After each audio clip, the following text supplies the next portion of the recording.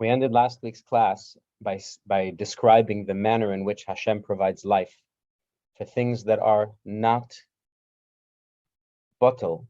And we're going to use the term bottle because if we were to try to translate the word bottle, to use an English word in place of the word bottle, we would get stuck.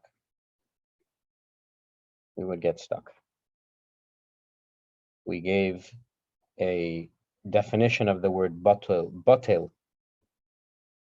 in last week's class, and we're just going to assume that when you need that interpretation, then you'll be able to go back. I'll actually tag it. I'm going to go sometime this weekend. I'll go back into that lesson from last week and tag the minute where the definition of bottle comes in. For now, we're just going to use the term bottle. That means humbled, nullified, transparent, given over to Hashem. That's bottle. Anything that is not bottle, then it's not in the side of holiness. It's called the other side. And last week we left off describing how Hashem supplies life to those entities, those non-bottle entities. Let's pick up the theme from there. Hashem provides not mi bechinas pnimis hakedusha mahusa v'atzmusa b'chavedu v'atzmo, not from the inner light of holiness, meaning Hashem does not deliver life in its original form to those things that are not fully nullified, fully bottled to holiness. Elo mi bechinas achirayim. Rather, Hashem provides some diminished form of life. It is life, but it is certainly in a diminished form. What is the diminishment process? That the light descends level after level, many, many myriads of levels,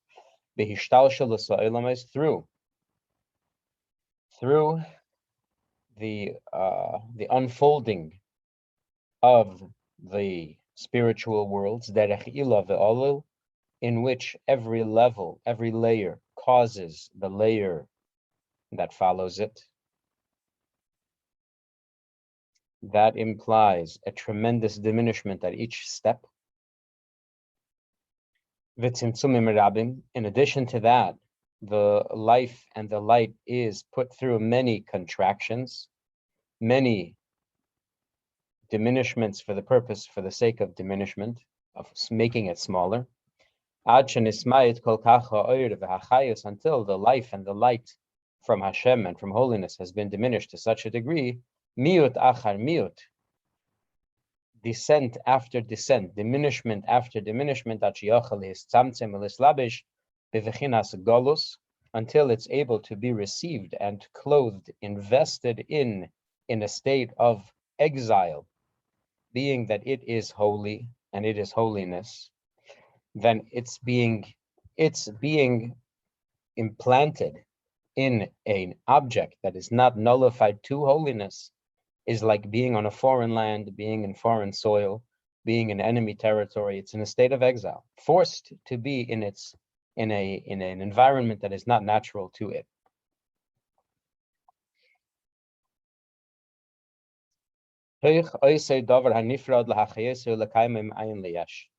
And its purpose there will be inside that thing that views itself as separate from holiness. Its role will be simply to provide life and to sustain the existence of that thing so that it should not revert to absolute nothingness as it was before Hashem created it. And therefore, because this world is sustained by a light that is so diminished and so small that it could be invested in something that is in opposition to holiness. Therefore, it is completely not evident that there is holiness in this world. And in this world, the truth of existence, that it is a process caused and sustained by Hashem alone, is not readily visible. Therefore, all you see, all you experience is the opposition. the klipa, the sitra achra, the opposition side. That's why this world is called the world of klipa and sitra achra. V'lachin kol ma'isa ilam hazeh kashim v'royim v'harashoyim goivrim b'kim mishpasa be'etz chaim sharmem beis seif perek daled. Therefore, as it says in Eitz Chaim, in the 42nd section in the 4th chapter, then these are the words. Hold on, here it is. Haaretz hazois chumeris me'oid. This world is very crass. Shasham shiltim haklipa. In that world, meaning this one, the klipa overpowers the holiness, meaning the husk is evident and the pearl, the fruit, is hidden. Uva shmare haklipas hagases shein gasus godel mehem. And in there you see evidence of the coarsest and crassest of all the unholiness, and there is nothing thicker and grosser than that. Lochein, therefore, kol ma'aseh lemazeh koshem beroyim v'harashoyim gevrim. That's why in this world, every activity that is worldly, every activity that is world-centered, every activity that is focused on improving your worldly situation, if it's not for the sake of Hashem, and the activity really does belong to this world, then it's hard, it's harmful, and it's bad. And that's why in this world it's possible that the wicked should prosper and the righteous should suffer, because in this world unholiness rules, since the holiness that is the real source of life is so very, very concealed. Even though there are inside of the klipos, even though there is at the core of every flow of life, there is holiness from the 10 spheres of Hashem. As it says in Eitz Chaim in the 43rd section.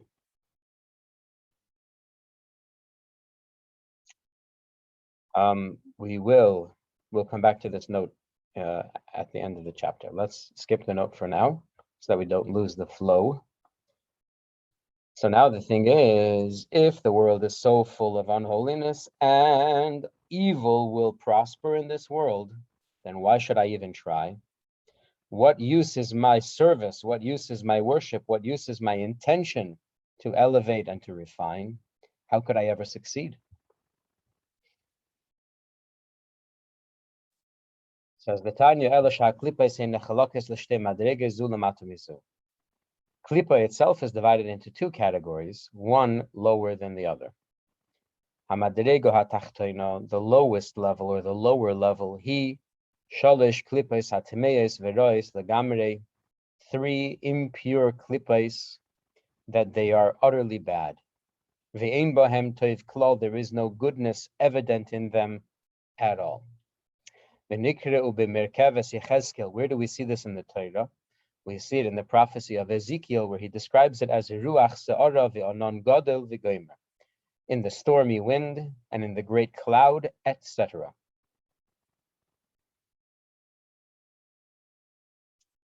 That's the third one, representing Eish Misla Kachas, the raging fire. What are these 3 klipos? So the truth is that although we don't know exactly the nature of each one, we have 2 themes to go on.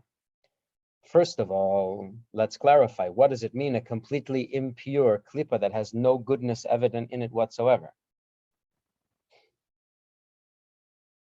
How could that be when it lives from Hashem's power?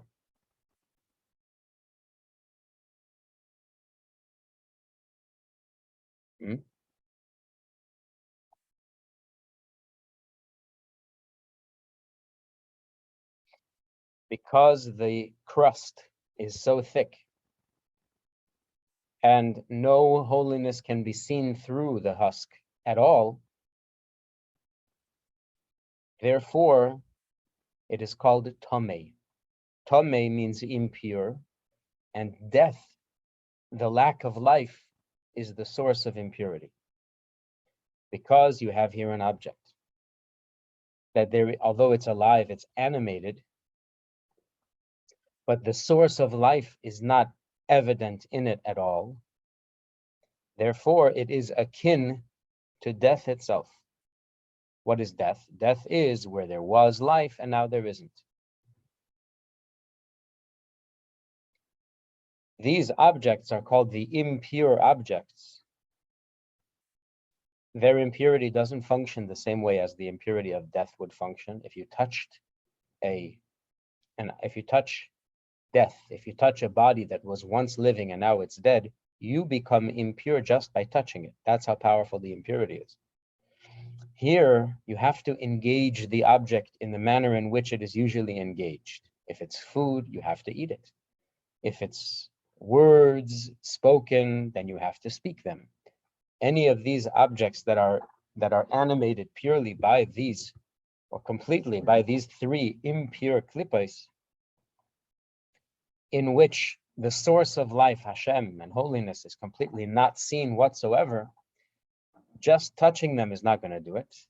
But if you engage them the way they are usually engaged, if you use them in their usual manner, then, in fact, you will become tainted, and your soul will become damaged, scarred, wounded. I apologize for the camera.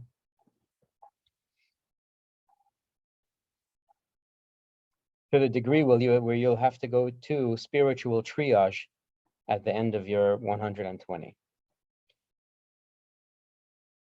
That's what it means when we say that there's these three completely impure klippos that have no goodness evident in them whatsoever. They are impure because they lack any evident connection with the true source of life. Then we know two other things. Thing one is that there are three completely impure klippos, which is a surprise, because in the first chapter, we learned that the reason for a holy and an unholy element in the soul is because the world is made of four elements. And each of the four elements has its holy side, or its good side, and its non-good side.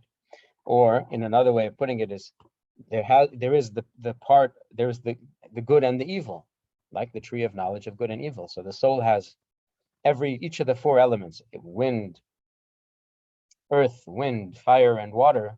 Each one of them has its good soul component and its negative soul component. But when it comes to these three completely impure klippos, why are there only three? There should be four. Each of the four elements of the soul, water, wind, fire, and earth, should each have its completely impure parts, no? Make sense? Good question. Well, the answer is that we have found in many places that wind, water, and fire are the primary elements, and earth is actually a combination of the other three. And so it really is not surprising that at the core of unholiness, there are only three, representing the three core elements, the primary core elements, the fourth one, earth, being made up by the others in order to allow for proper coarseness or materiality. The other thing we know is that these three completely impure unholinesses, these three completely impure klippos, they are not of the same degree. This the Rebbe points out in his comments on the Tanya, that the severity of the impurity is listed by the prophet in descending order. So Ruach Za'ara, the storm wind, is wind. That's one of the four elements, and it is the worst one. Why exactly it's the worst one, I couldn't tell you. I could make it up, I could guess, but so could you.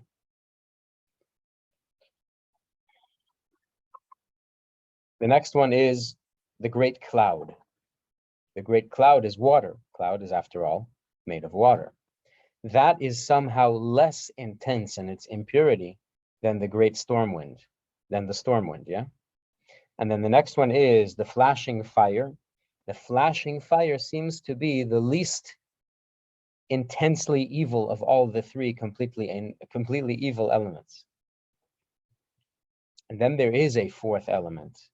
There is a fourth element, and that is where all of the soul's four primary elements, wind, water, earth, and fire, have the potential for life, have the humility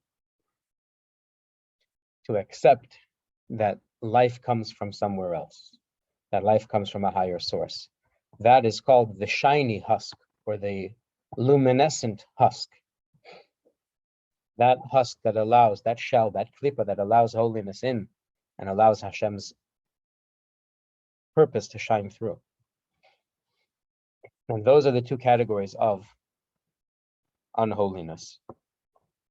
For the remainder of this chapter, the Alter Rebbe, the Tanya, will deal with the three impure klipas, and the next chapter will focus heavily on the malleable one, the malleable klipa called klipas noiga. So let's see what the Alter Rebbe will give us a list of things that belong to the category of completely evil. Umehem nishpois v'nimshaches, nafshes kol umais ha'olam v'kiyum gufam.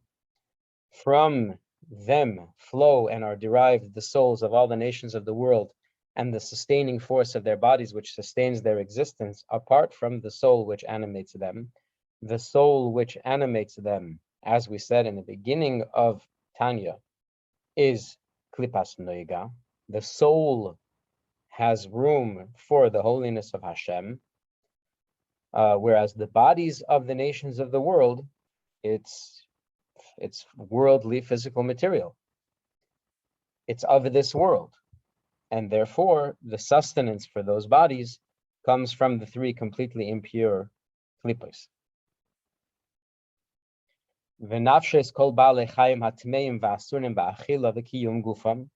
Along with the physical bodies of the nations of the world are also the physical bodies of living creatures that we are forbidden to eat.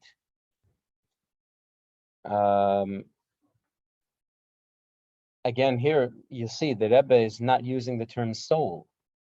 The life force has at its core holiness. And that doesn't matter what level. But here we're talking about the bodies of the animals, which is purely earthly material, as well as the bodies of the nations of the world, which is also purely earthly material. The kiyum v'chayos kol ma'acholes asuris mehatzimeach, as well as any foods that are from the vegetable kingdom that are forbidden to eat. Their body, their sustenance, their existence is also rooted in the three completely impure klipas, where the presence, the hand of Hashem is not visible at all. Some examples of this: Kamei Orlo, Vikili Akerem, Chulu, Kameshkasa Betz Chaim Sham and Tes Perek Vav. There are some trees that you're not allowed to eat from. There's some grain you're not allowed to eat from. Those grains, for the duration of their prohibited seasons, they're receiving their life from the three completely impure klipas.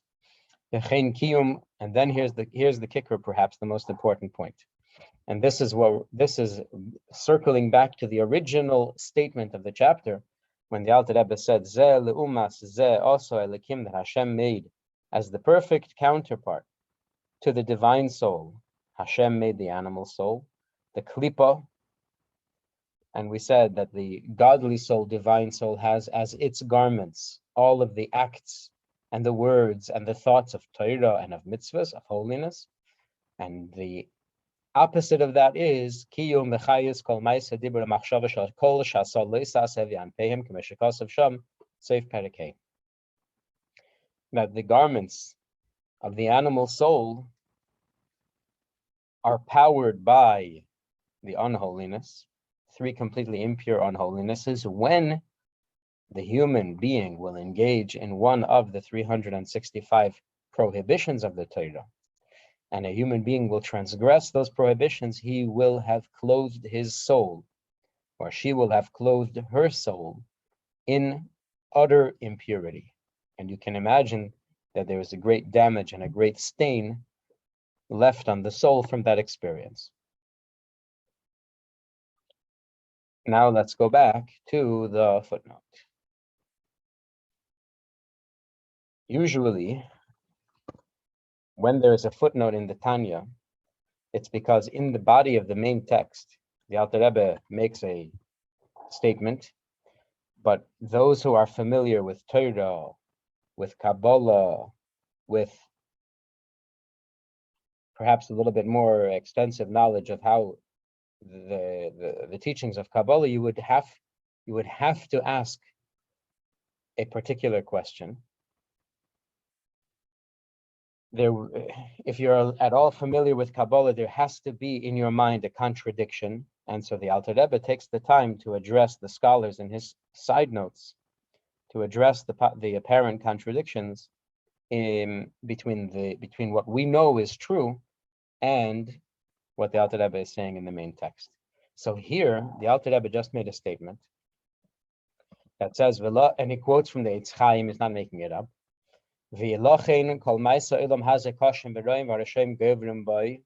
This world is evil. Everything in this world is severe and evil, because in this world, the life is mibechinas achirayim, the life that Hashem provides, the holiness, which is the true source of life, is utterly concealed, it's utterly hidden, and therefore the klipa is overpowering, the klipa is overwhelming, and everything about this world is just going to be klipa oriented. While there's an obvious contradiction. We know that everything in the world has to exist from Hashem's power. Then if Hashem's power is so utterly concealed and so utterly hidden, how could the physical world exist? If Klippa is so powerful and Klippa runs everything, we shouldn't be here. Klippa doesn't have life of its own. Where is the holiness in this world? How does it get here? How does it live? How do we live from it? What's our interaction together? The physical and the core of life, which comes from Hashem. So in order to understand this, we have to preface a review of two themes. Theme number one is that there is such a thing called the 10 Sephiros. The 10 Sephiros work like this. In the beginning, Hashem was alone. When Hashem is alone, he has no use for any particular power. He does not have use for a thing called wisdom. He does not have use for a thing called analysis or understanding. He does not have use for a thing called knowledge. He does not have use for a thing called kindness or generosity. He does not have use of a thing called severity or discipline. He does not have use of a thing called compassion or beauty. He does not have use of any particular power. When Hashem is by himself, he exists in a state of utter, absolute oneness, where every facet of his being is completely one and molded and melded together to perfect unity, absolute oneness. You cannot separate any particular piece or part. You cannot identify any particular piece or part in the being, the self that is Hashem. However, in order to create an orderly world, a world that will appear to be apart from him, so Hashem created, emanated, separated from within himself pieces and parts and gave them particular identities and characters. And we call those, if you're going to translate it directly from the Hebrew, they are the 10 things that Hashem shined. 10 different kinds of characteristics, 10 different powers that Hashem shined or shone into existence from his perfectly unified self. Hashem shone 10 different things, like Hashem put his oneness into a kaleidoscope of his own making to produce 10 powers. And those are the 10 spheres. Chachma, Bina, Das, Chesed, what is it? Chachma, Bina, Das, Chesed, Gvura, Tiferes, Netzach, Yesod, and Malchus. Exactly the function of each one is irrelevant for today's discussion. Those 10 powers exist so that through them Hashem can create, and that through them Hashem can manage and conduct his creation. That's a quote from Eliyahu Hanavi. Elijah the prophet said it that way. Hashem emanated these 10 powers to create through them and to manage his creation through them. Hashem himself has no need for them other than for the sake of creating and managing his creation. Everything that exists comes through those 10. At every level of existence, there is an expression of those 10 and nothing else. And that's one thing. The other concept that we have to review is the thing that we have been calling the orderly unfolding of creation. In other places, it's called the chain-like descent of the worlds.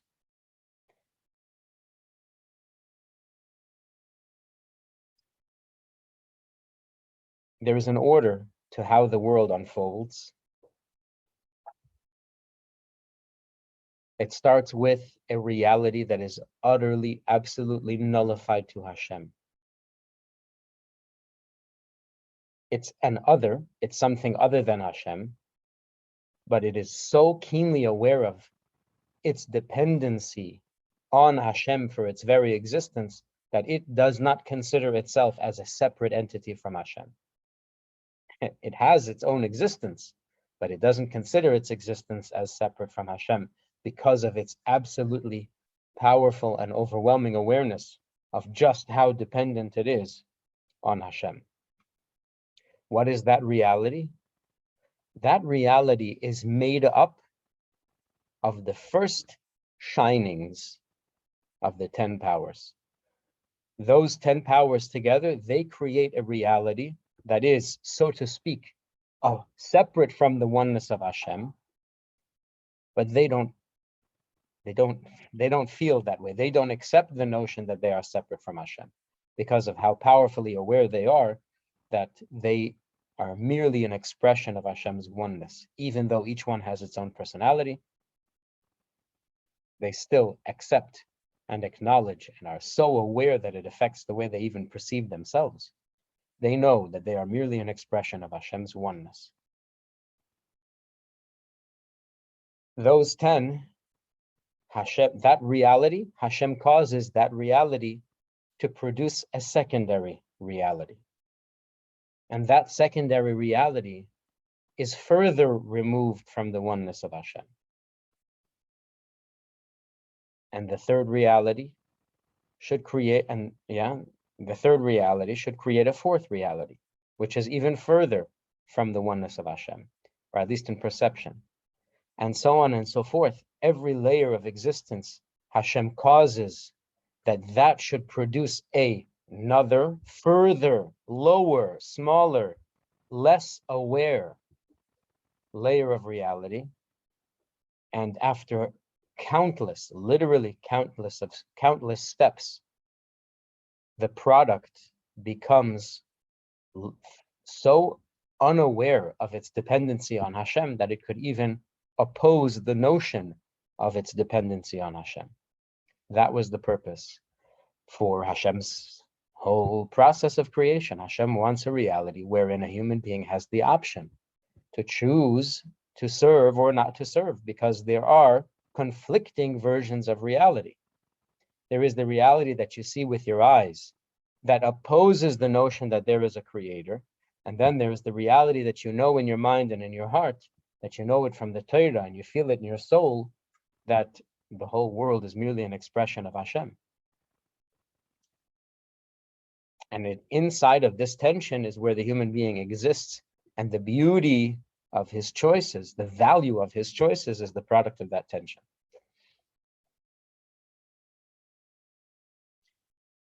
So we just reviewed two themes in Hasidus and in Kabbalah, the 10 emanations, called 10 sephiros, and the orderly unfolding, the chain-like unfolding of the creation, where each layer produces a lower, coarser layer. Says the Alter Rebbe in the footnote, using these two bits of information, we can track and locate the divine core at every single level of creation. To be sure, every layer of existence has in it, at its core, the 10 emanations. So this physical world, which we are calling the home, the palace of Klippa, and the opposition is in charge, and you cannot see any evidence of God's hand here. If you just looked with your eyes, you have to know that at the core of even this reality, there are the 10 emanations with which Hashem conducts his creation. Okay.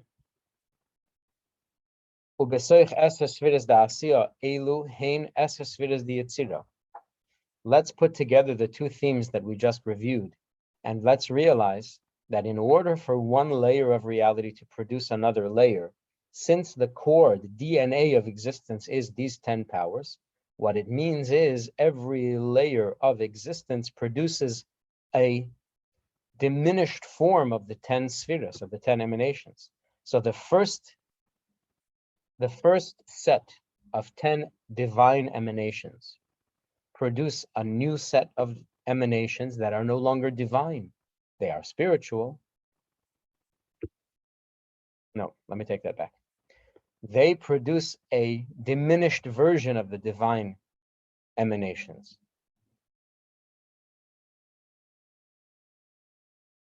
But they don't let go and they don't separate from each other. Instead, the real, original 10 divine emanations, they create a new set, a lower set of emanations, and then clothe themselves in those 10 emanations so that they should be present in the next layer of existence. Let me give you an example, because that just got really confusing.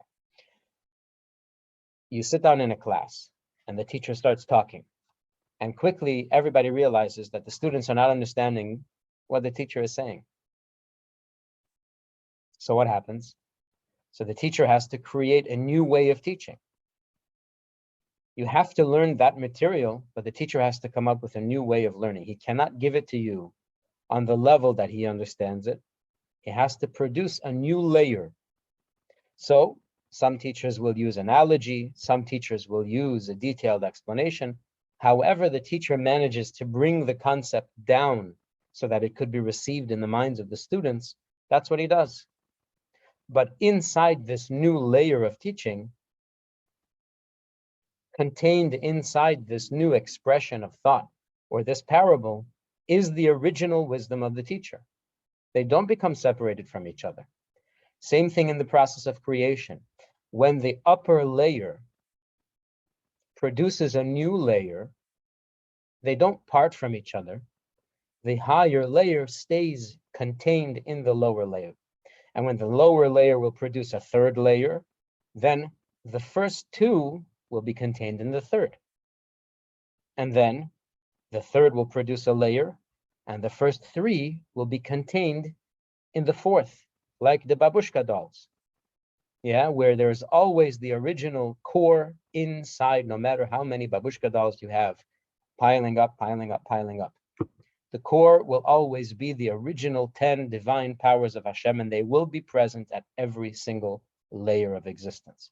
So in this physical world, where unholiness dominates and the true source of life is invisible, we have to realize that there are necessarily 10 powers, the 10 emanations. And those 10 emanations are on the level of this layer of reality. Pretty dim, but contained inside of that is the higher version of the 10 emanations, and contained in them is the next level up, and the next level up, and all of the preceding levels are contained inside of the 10 divine emanations, even the way they have been diminished so that they could function at this level. We are going to pause here. I'm going to ask you to please confirm that you understand what I'm saying.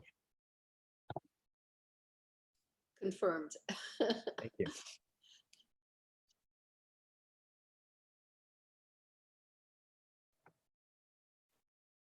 So then, is it our job to reveal the closest layer to us, which is the evil of the world, and reveal that Hashem is in charge of everything, and then go to the next layer and reveal more of the reality of Hashem's reality?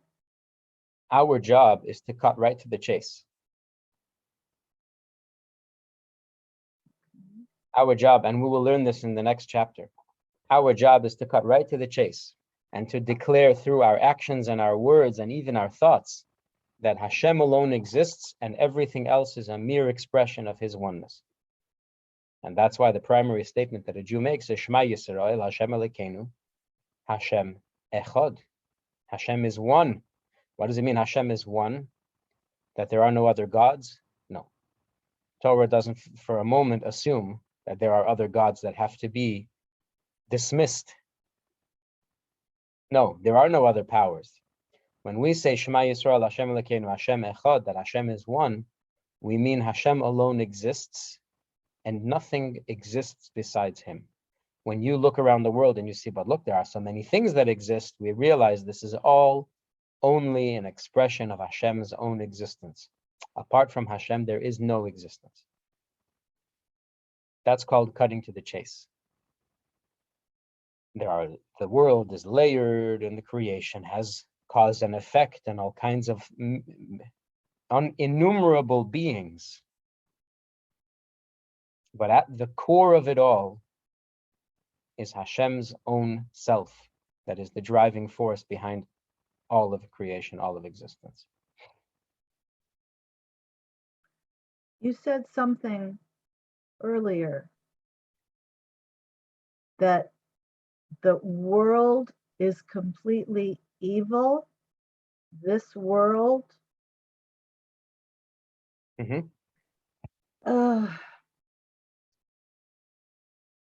That means,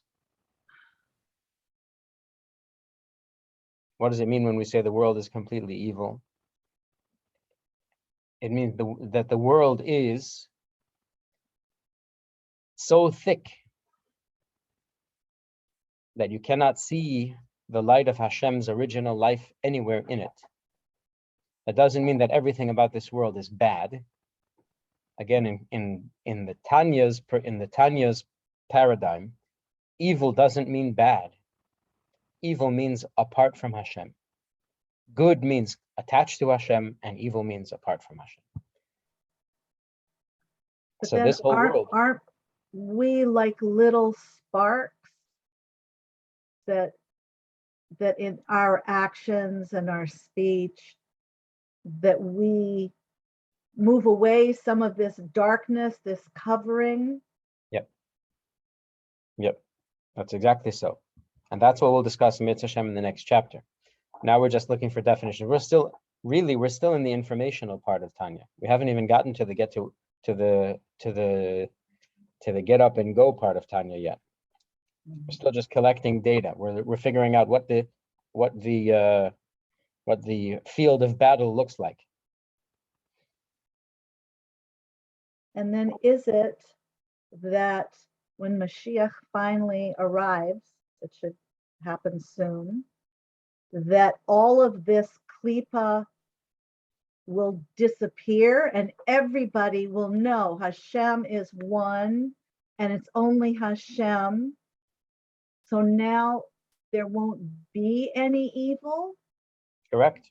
When Mashiach comes, death will be removed from the world. What's death? Death is the ultimate detachment from the source of life. So that'll stop. because everything will be consistently and strongly and completely attached to the source of life. So why should anything die? If you're always plugged in, you should never die. Additionally, there will be no impurity in the world. Additionally, we're told even the pig will become kosher. What does it mean the pig will become kosher? That means at the core of the pig, which is like the what do they call it? The archetypal impurity. At the core of the pig is a divine spark, is the life that comes to him directly from Hashem. It's clothed and concealed inside of all these layers, that's true. But there has to be a spark of pure holiness there, or the thing would not live. When Mashiach comes, all the layers get peeled away, all the layers get cleared up, cleaned, so that they are all transparent to the life of Hashem that is inside of every object, and every object will proclaim its divine purpose. You mentioned that there are some vegetables or there's some vegetation that. For example, this year is the sabbatical year. It's a Shemitah year. If a person were to plant and work the fields and produce vegetables actively in the land of Israel, those vegetables become forbidden. We're not allowed to eat them. Right. That's one example, and there are many examples. Right. You said orla, you can't eat the first 3 years of fruit of a tree. And mixed species. We're not allowed to mix species. You're not allowed to plant grain in a vineyard, for example. Does that mean, for example, grafting different types of apples? Right. No, different types of apples is not. Because they're the same species. Yeah. Okay. Now here's the punchline and the most exciting piece. Now that we realize that inside of this physical world, with all of its darkness and all of its klipa, all of the thick shell that conceals and hides the holiness that is at the core of our very life, we have to realize like this. In our layer of existence, there are 10 divine emanations that contain inside of them a higher version of the 10 divine emanations. And inside of that is again the higher version of the 10 emanations, and so on. In which is the infinite light of Hashem himself. Not even the 10 emanations, it doesn't end with the original 10 emanations, it ends with the original force of life that is Hashem himself. V'nimtza. Thus we must conclude, and we may conclude, that it is the original infinite light of Hashem himself that fills every space, every area, this whole entire created world.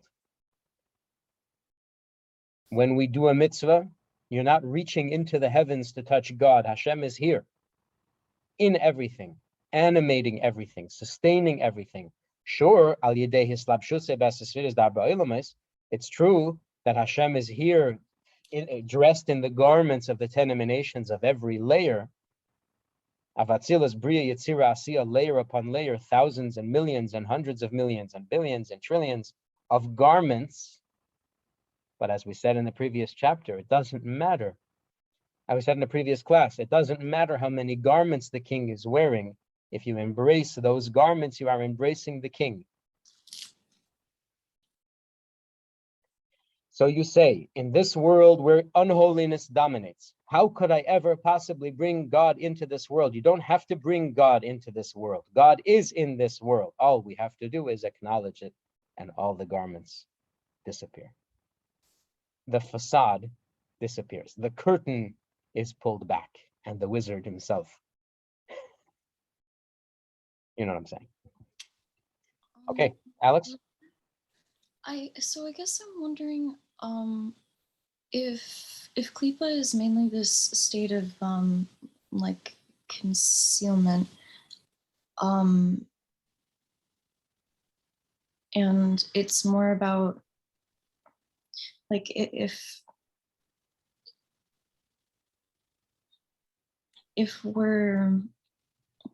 acknowledging and seeing the holiness and the divine nature of something is kind of like the important thing, like that it's already there, it's just concealed.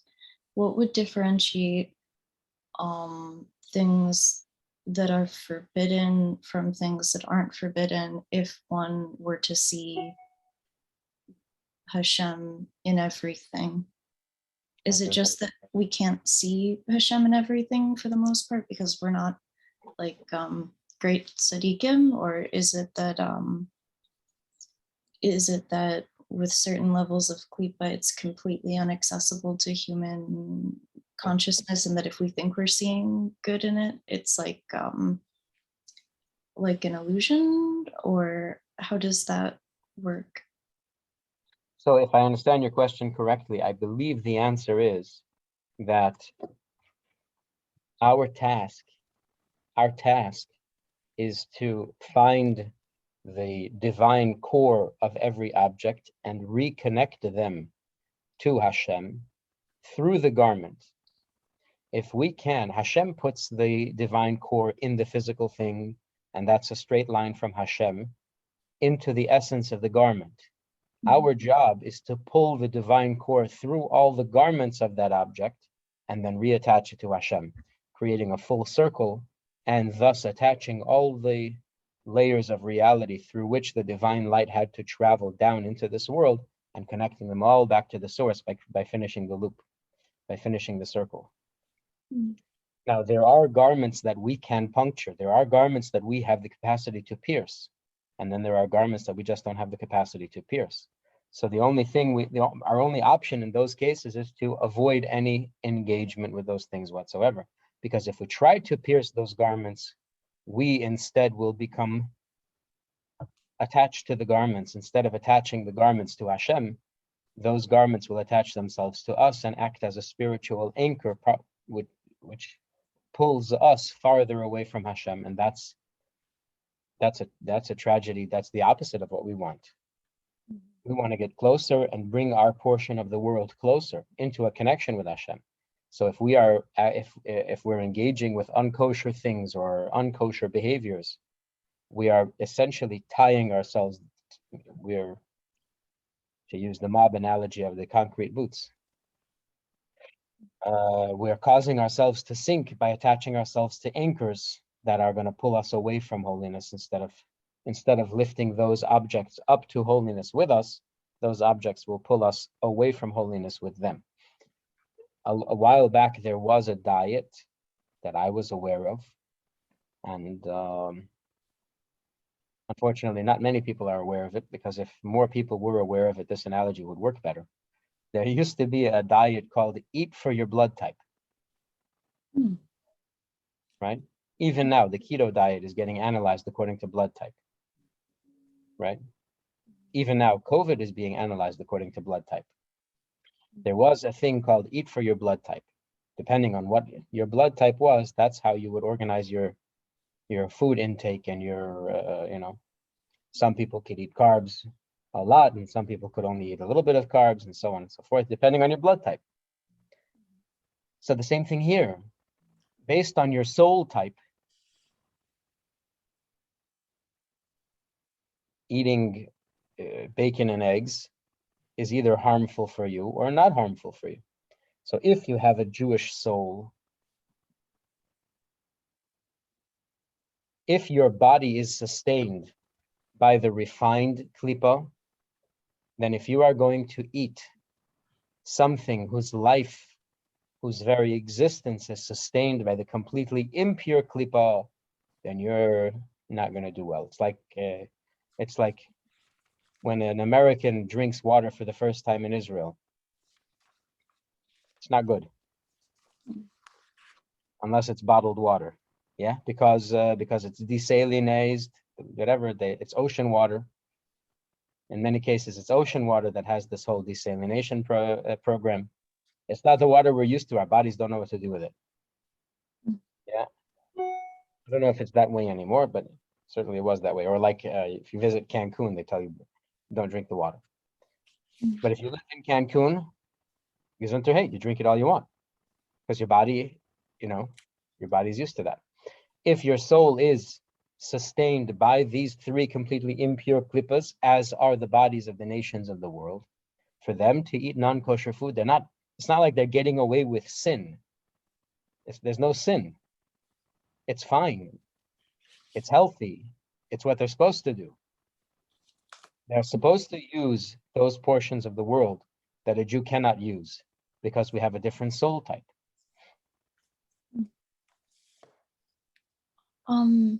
Would if the bodies of the nations of the world are made from these klipa, when someone comes out of the mikvah with a conversion, do they like detach from those klipa, or like if the idea is that they have a Jewish soul, right. Is it that the body detaches from the klipot at that point, or? Yeah. When a person who is converting to Judaism immerses in the mikvah, they enter the waters of the mikvah,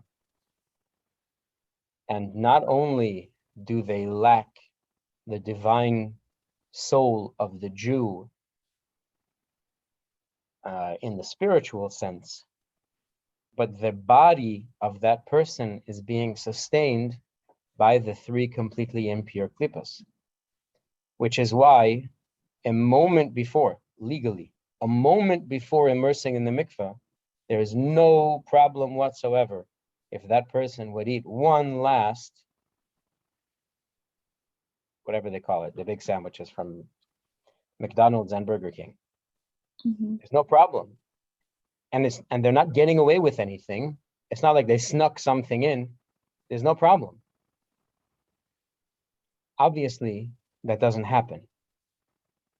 Because at that point, the person will have developed such an appreciation for Judaism, they don't want that stuff. But if they ate it, would it be a sin?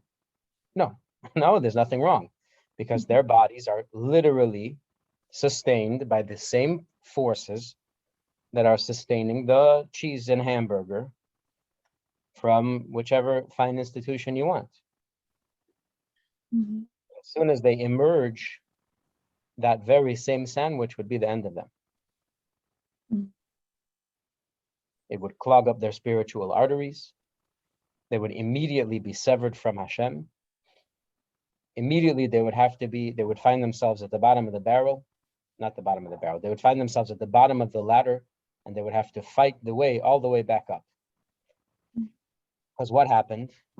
What happened was that when they followed the precise prescription of Torah law, how you transform a average human being into the child of God, they emerge from the mikvah an entirely different creature than the way they went in. Mm. You're not the same species anymore, so to speak. Yeah, the species you belonged to previously was of the shalish klippas hatmeis, was of the three completely impure klippa variety, and the species you belong to when you come out is of the benign klippa variety. Mm. You're a whole new, different kind of creature. Mm-hmm. Just for the sake of clarity, we're not saying that one is better and one is worse. Yeah, of course. One has its role. And we don't encourage people that are not born Jewish to convert, because they have their role to play. Mm. And we have our role to play, and we need each other to fulfill the grand master plan of Hashem. Mm-hmm. But that's what happens. And just like species in the vegetable kingdom should not mix, and species in the animal kingdom should not mix, species in the human kingdom should also not mix. A Jew has to marry a Jew, and the nations of the world have to marry people from the nations of the world. Spiritually, we have a different DNA. So we're trying to keep the world organized. and allow every person to have a very clear role, very distinguished role in fulfilling the Grand Master Plan. And therefore a Jew is not allowed to drive on Shabbos, because driving on Shabbos, that activity is fueled by the 3 completely impure klippas. And for our souls, our soul would have an anaphylactic response. Yeah, you were going to say? I guess I was wondering for things that are kind of like on a gradient, like there are foods that are clearly non-kosher, but there's also people who have like higher levels of stringencies with kosher. With things like that, how would that work? Like, is it that, like say some people only eat like Pas Israel bread, is, I guess like, would bread be in like a klipa noga category that then it gets like progressively less concealed when it gets to these higher stringency levels, or? Okay. Yeah. Yeah. The question that Kabbalah asks is, if you consume something, what effect will it have on your soul? If you consume something that is kosher via a loophole, for example, milk that is not Chalav Yisrael, why is it kosher? Via a loophole. Because a great rabbi once told a family who lived far away from any Jewish civilization that for the health of his children, he's allowed to feed them milk that's not certified Chalav Yisrael. It's a loophole. And then his son-in-law extended it further, and so on and so forth. These are fine rabbis, and their rulings are solid, but it is a loophole. So Kabbalah says, if you're eating something that's kosher only because of a loophole, well, you got to think. What's the cost benefit? You got to do a cost-benefit analysis. If it takes a loophole to declare it kosher, then how kosher is it really? There is no sin in eating it. Nobody says there's a sin in eating it. But what's it doing to your soul?